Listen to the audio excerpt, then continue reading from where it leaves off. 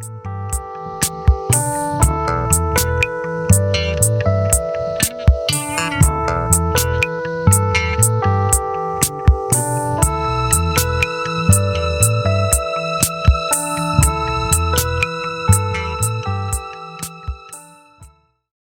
my friend. Thank you for checking out this video. Watch me record my first album. The first song is Can't Fix a Broken Heart. If you haven't seen the video where I play that for you, check that out. And I'm going to show you one instrument at a time, starting with the drums, the guitar, the bass. First, we're going to program some drums since I don't have a drum set to do it with. And you'll have this view, seeing me play guitar and stuff like that. And then you have the software view here. And we're going to use that to program the drums. So we're starting from a clean slate here in the GarageBand application in a Macintosh. And when you first start a new project, you get these three options. Drummer, that's basically like drum loops, and audio, where you can record your guitar or a microphone, vocals, or a software instrument. I actually like to record drums with a software instrument as opposed to a drummer, because you can customize these as opposed to being a drum loop that's already predefined. So I'll start with the software instrument here, and I'll create that. And it looks like it's defaulted to the last used instrument here. These are software instruments, and you can kind of play them. Let me show you how you do that. Go up here to Window, Show Musical Typing, and this appears. A little piano. Hear that? Sounds kind of like a Rhodes, huh? And actually I can type these letters on my keyboard. Make a little, I can hit the sustain. Kind of cool, huh? Anyway, that's how you play an instrument here. And that's how you create MIDI notes. MIDI stands for Musical Instrument Digital Interface. So we're going to create one of those software instruments because, as I said, I do not have a drum machine. So we're going to change this from electric piano Rhodes to drum kit up here. And I only have one selectable drum set. That's the SoCal. There's several others. It looks like it's been downloading. It's been downloading for like a year, so I'm probably never going to get this. But I choose the one that I actually have, and it sounds pretty good. So I'm envisioning my song, and if you remember, it kind of has a duct tape will fix just about anything. Tell me what you want it for. It's got kind of a that's about the tempo. So the first thing we want is to figure out our tempo. And so the way you do that is you click on this. This is your I click on this. This is your metronome up here, this little triangle. So if that's not selected, you hear nothing. If it's selected, see how it's ticking back and forth, and you can hear the rhythm, the tempo. So I want my tempo to be, duct tape can fix, and let's listen to what this tape can fix just about anything. Tell me what you want it for. That sounds a little slow, right? Let's try maybe bump it up 10 at a time. See if that gets us where we want to be. Duct tape can fix just about anything. Tell me what you want it for. 10 didn't do much. Let's bump it up 50 or 30. Check this out. Tape can do just about anything. That's like punk rock here.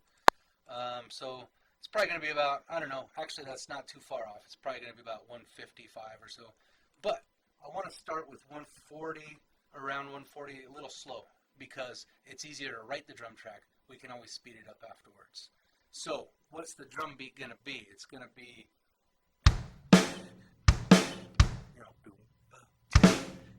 just about anything. Tell me what you want it for. There's a hi-hat. That's going to be hard to play on the drums. How about just about?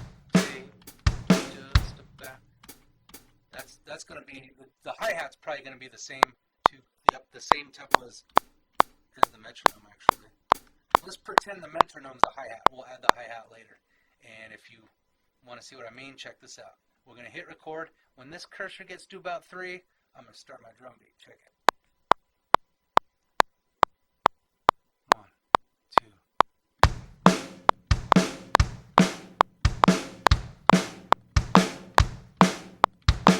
Okay, that's our recording. And we'll loop that. We don't need to record the whole song. I'll kind of get out of this for now. And as you can see, it sounds. And so double click on this. And down here at the bottom, we have MIDI notes. Those are little squares, and it carries information such as volume, which it calls velocity volume. So it's got all the information. And these are little grids that help you keep timing visually. I like to see how you have each individual column of the grids. I like to make each note, for the purposes of writing a drum beat, the same size as that grid, so that it's easy to count grids between beats. It just makes it easier for me. So I'm going to make all these the same, kind of the same. So I think this is supposed to be here. Let's hear it. See if I'm... Nope, it's supposed to be one back, I think. Let's try one grid back. See how that sounds? There we go. That sounded pretty good. I think this is probably supposed to be at that one.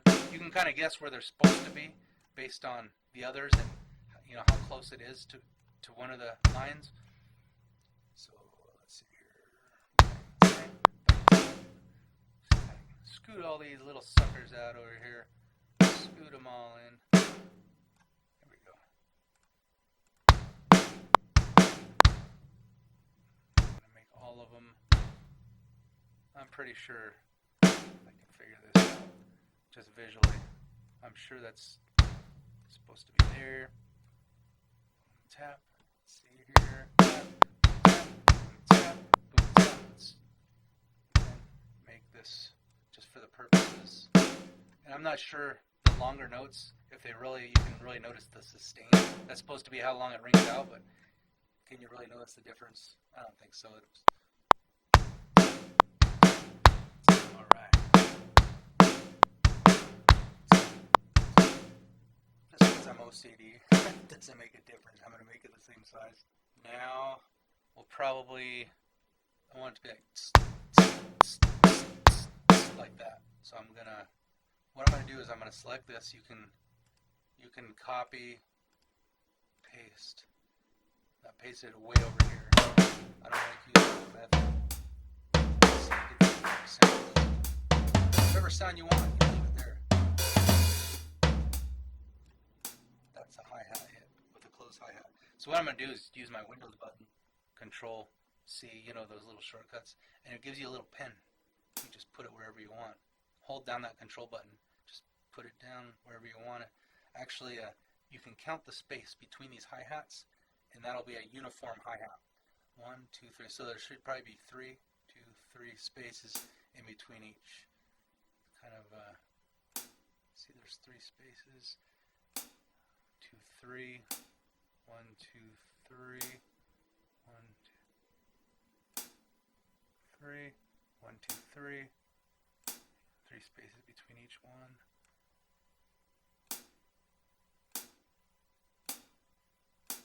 You can get kind of good at this. Bang. See if that sounds good.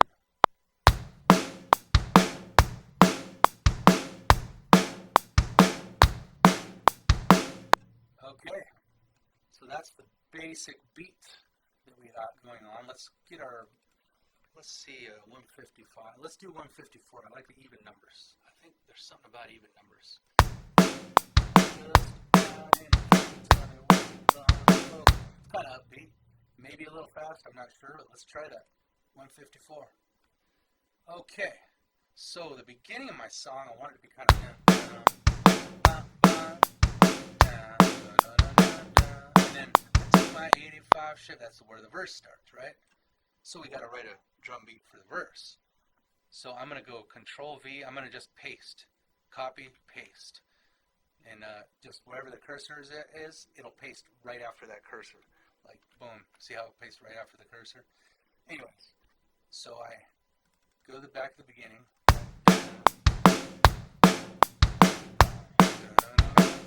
And then took my 85 shift. I want it to kind of go down. Like, come around the campfire. I'm going to be singing a song here. So So it's dun, dun, dun, dun, dun, dun. Okay, let me tell you a story. And it gets kind of quieter. How I want to do that with drums, you can, all the instruments together. I'm going to do things with all the instruments to level it down right here.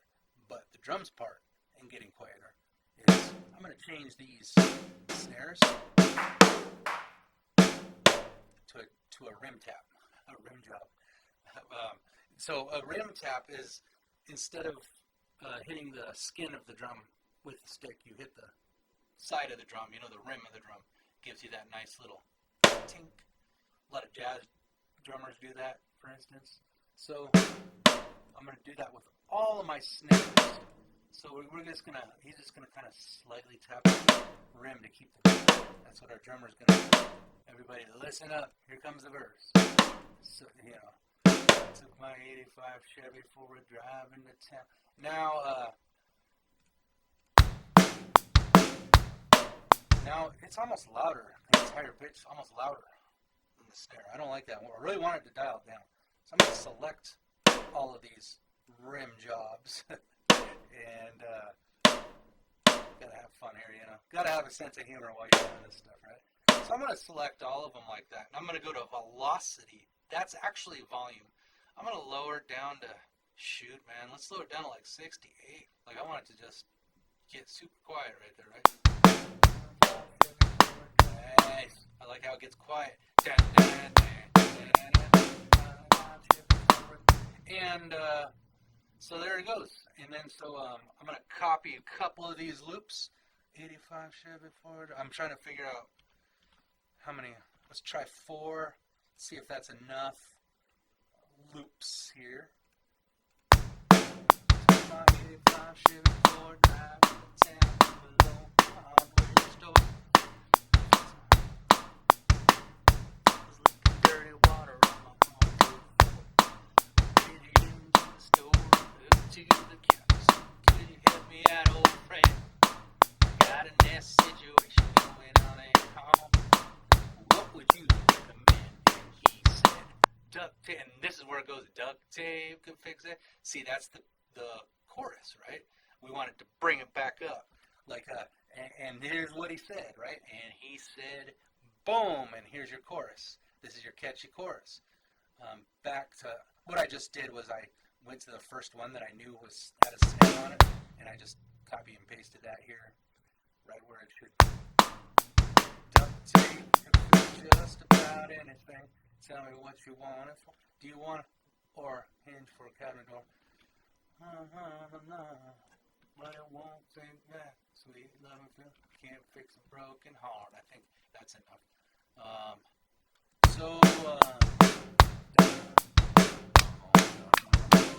Okay, I took my 85 Chevy for a drive to the local hardware store.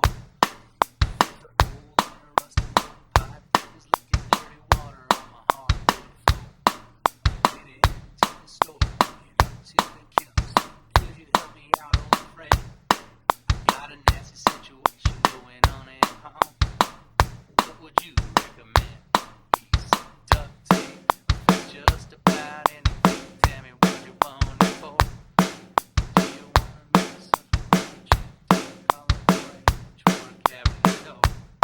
Duct tape could do a big old hole in your shoe. Matches to the top of your car. What it won't bring it back. Sweet love feeling. Everything will go on. It goes bum bum.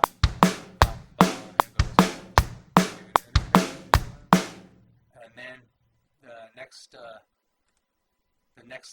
verse after that, I would just add another, I'd copy and paste these rim shot ones. Now, one more thing I want to do real quick. So you've seen a verse and a chorus. That's great. I want to kind of make it kind of lead it in. So I want it to lead in when it comes into the verse. And a great lead in is a nice little kind of a crashy cymbal, especially to get intimate when we're about to kind of get into an intimate kind of sound like I want to get. Kind of a nice so it comes in like that. Dun, dun, dun, intro. Okay, now it comes down.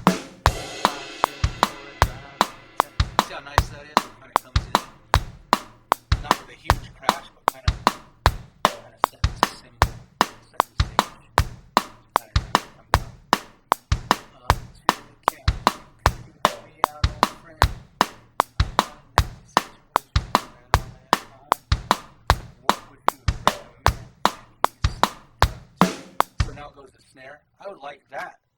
Coming with a bang. Real bang. So I'm gonna crack this thing. And so let's see how it kind of comes in more of a crash. So that's basically it. Alright, my friends, next thing we're going to record is the guitar. Recognize this? Alright, so first we're going to have to take out one of these inputs I mean. Now you only hear me in your right speaker, but don't freak out, that's normal. It's the nature of narration. Let's see here. Now you got the guitar.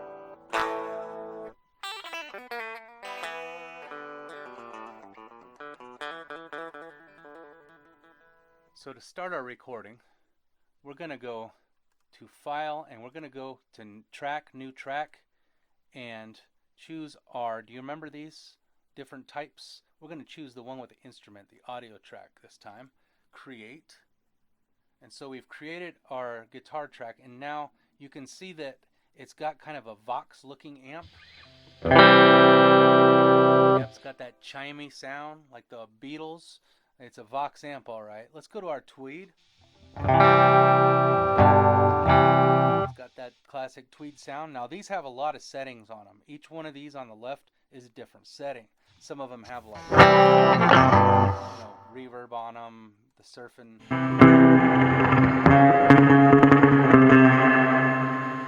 So the Tweed is just a typical Tweed. I'm looking for something more basic for this track. We're actually gonna cut out the pedal for it and just have the very basics. I'm going to go to Amp Designer because I want to choose our amp. Instead of a Tweed, let's see, the small Tweed still has that Tweed sound. Now what I really want for this recording is a guitar sound that sits nicely next to the acoustic guitar and doesn't overpower it. So I don't want something too thick or too mid-rangey. I want something kind of scooped out that kind of just sounds pretty and it is a good background, is a look for a first track. I'm going to check out this Blackface. It's like a Fender Blackface, and these are known for being very pretty amps, scooped in the mids. In fact, up here you can change your frequencies, your EQ. I'm going to scoop it even more. I'm going to kill the bass even. I'm going to bring down the treble because I like to not compete with the vocals. I don't like things competing. I don't like if everything is too crisp and too perfect and pretty sounding, then nothing is pretty sounding, right? In this, at the same time, I'm gonna use my neck pickup on my guitar, and I'm gonna roll off. Here, I'm rolling off that tone a little bit. I'll kind of like roll it like a third of the way off, even just to make sure I'm not overdoing it on the high frequencies, which is very easy to do. And then the bass, of course, I killed it because I want the bass to provide the bass, The gain, make it a little prettier. Less gain means less saturation. So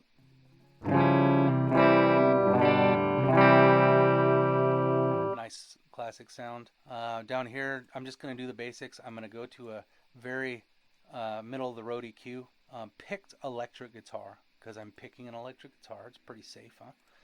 And then compression. I'm going to use electric guitar, again, safe. And if you hear that, it's bright but not too crisp where it's going to compete, okay? That's what I like. And one more thing, make sure we're in tune. That's a little tuning fork up here, you see. And all your notes should pretty much be in the green.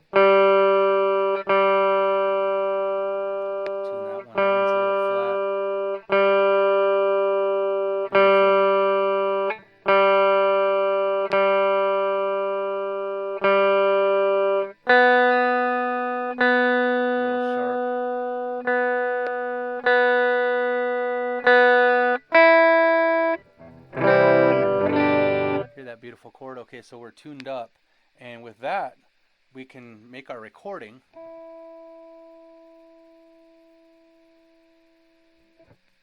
So let's give it a shot.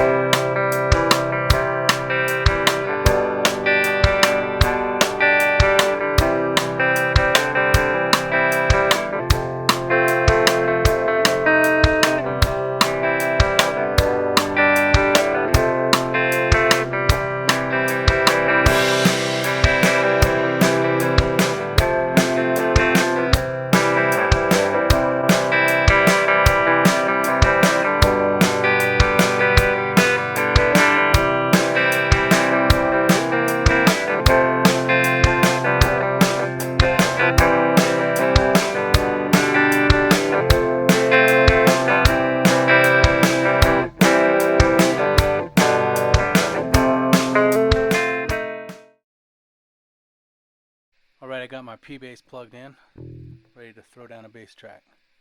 So I'm going to go to track, make a new one. I'm going to choose the guitar style. There we go. And it gives me a Vox guitar amp to put my bass through. We want a bass amp. Over here on the left, you got clean bass.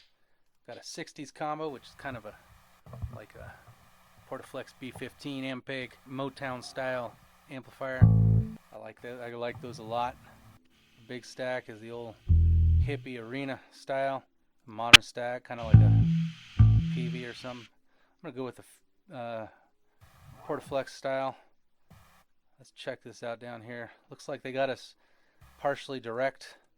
I like direct recording because it's very articulate and clean, but you kind of do miss the sound of the amp, the flavor of the amp. So in order to get both, I'll put it right about here. You can have a mix of both of them, so you get the advantage of both. Over here you got the different mics. I'm going to choose a 421. Heard some great things. It's real punchy because it's really right in the middle of the cone. I'm going to move it right a little bit over, make it a little boomy. I want that 15 boomy 15 and boomy mic placement for that old school sound. Get the channel EQ here. Go to my guitar, electric bass. Pretty safe there. I am playing electric bass after all. Go to the compression and let's do the vintage bass. I do want a vintage sound. See how that turns out here. I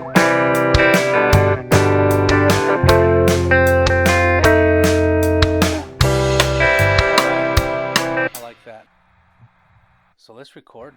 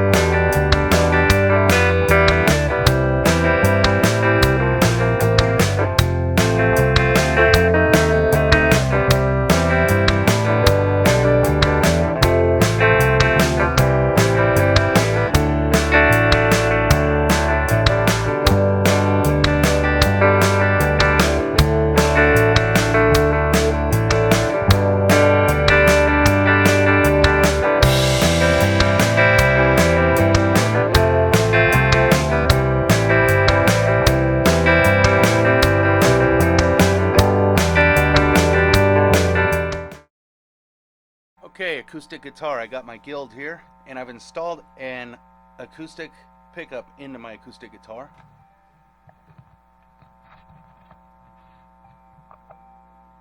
And sounds great. We're all tuned up, ready to go. I got the guitar ready. I'm going to do a new track. Audio instrument. Create. We got electric options, but down here at click gives us some acoustic options. Natural strum. There's two EQs. Let's get rid of one of them. There's a pedal, a chorus. Get rid of that. Let's do a middle of the road EQing. How about acoustic rhythm guitar? Because that's what this is, really. Compressor. And guitars, let's do guitar acoustic. Pretty middle of the road. See how that sounds.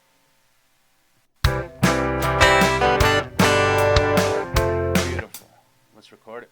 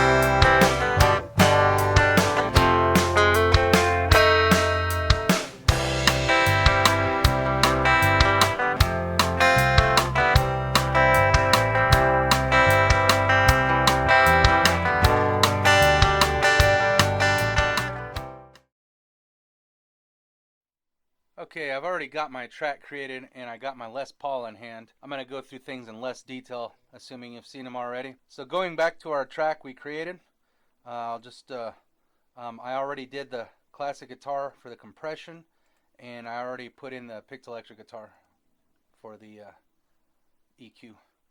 So let's go to Amp Designer. I just want a couple words on this. We're on small tweed, and what I'm going to do is when the chorus kicks in, I'm going to give a little boogie. A lot of people call that, that's kind of like blues swing. Do it fast.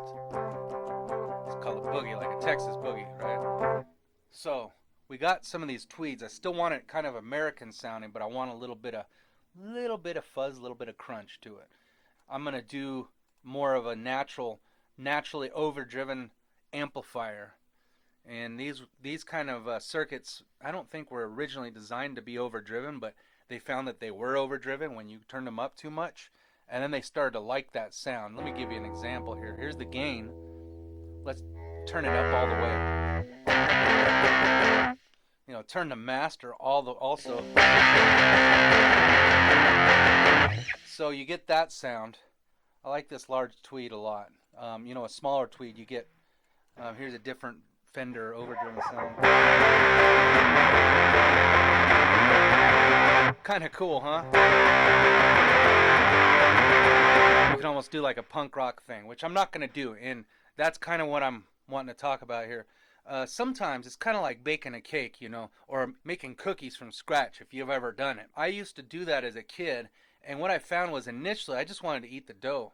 Or I'd put some flour and some sugar and some butter together. I just wanted to munch on that. That tasted better than the cookie itself, but it'll get old after a while and it'll make you sick. That's kind of like your, sugary butter dough that you just want to eat.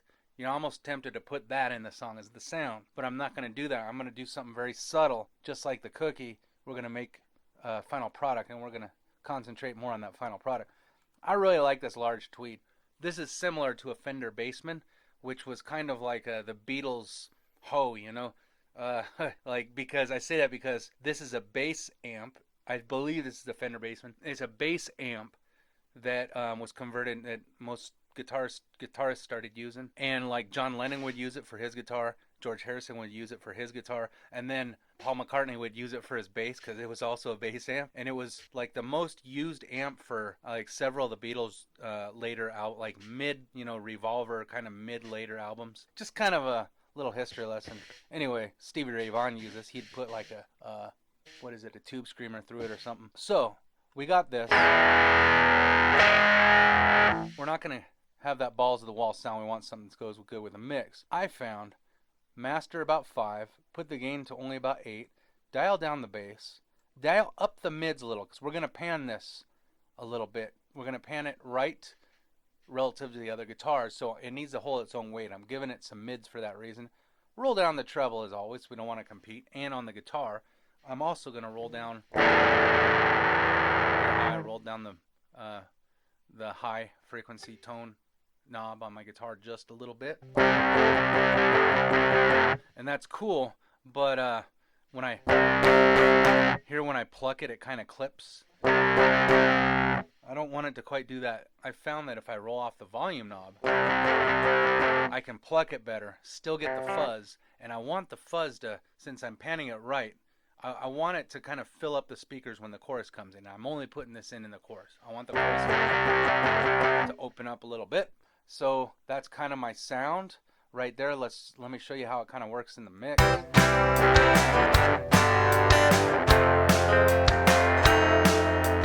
I'm not going to do anything here. Kind of where it gets a little subdued and everything like that. Let's fast forward. And here's where it kicks in, right? And I'll go.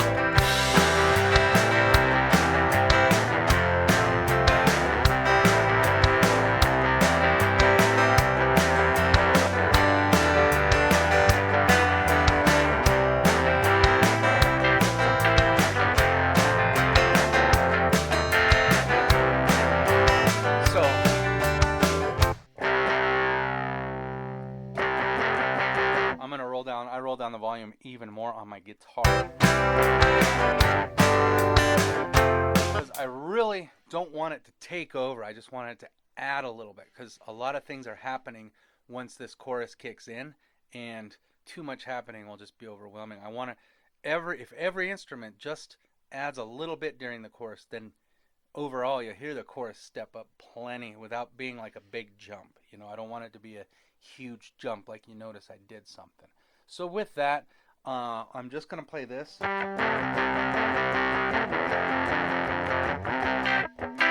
just going to do that during the chorus, and then during the verse, I'm going to shut up. So let me record.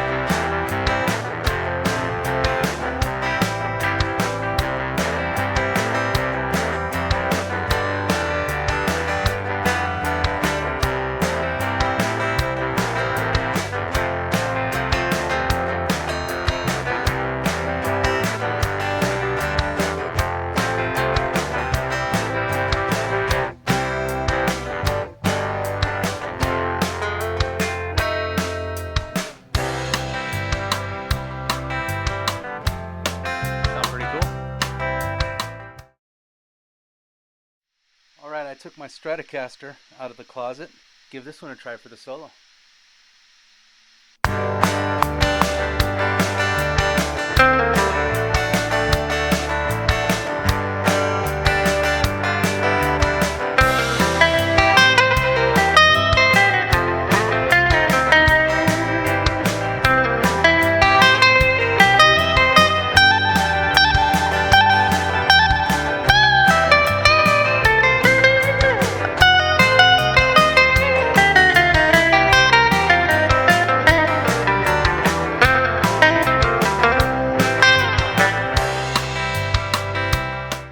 That was the solo.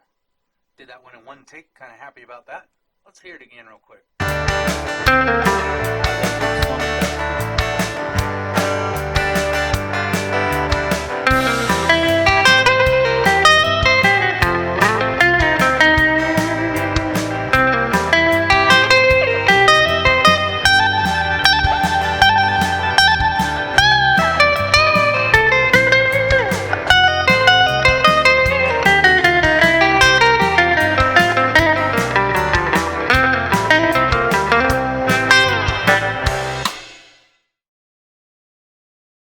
Alright folks, ready to do a little bit of vocals. Right behind me we got my vocal booth. I call it the foreskin because you gotta pull up the flap to get inside. Watch, I'll show you. So I put it over my shoulder like this, and I'm gonna go ahead and hit record these vocals. Wish me luck.